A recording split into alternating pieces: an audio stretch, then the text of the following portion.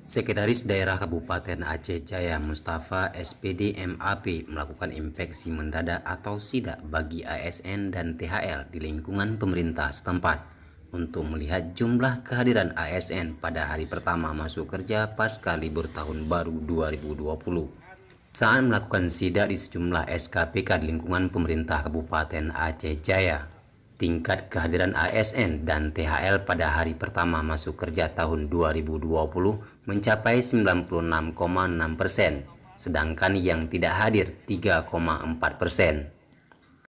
Mustafa menyampaikan terima kasih atas kehadiran ASN dan THL pada hari ini. Namun bagi ASN dan THL yang tidak hadir akan diberikan sanksi dengan pemotongan tunjangan bagi ASN sebesar 50%.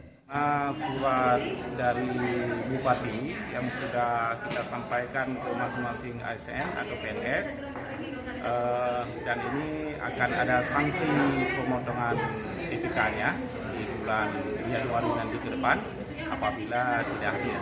Itu yang pertama. Yang kedua, nanti kita terus akan evaluasi, termasuk kita akan merekapitulasi terhadap kehadiran baik itu apel maupun kehadiran hariannya itu di tahun 2019. Nanti kita akan evaluasi masing-masing PNS itu sendiri. Awal tahun baru 2020 diharapkan ASN dan THL agar dapat terus ditingkatkan kinerja dalam meningkatkan pelayanan serta memberikan ide-ide dan inovasi yang kreatif untuk meningkatkan kinerja dan pelayanan kepada masyarakat.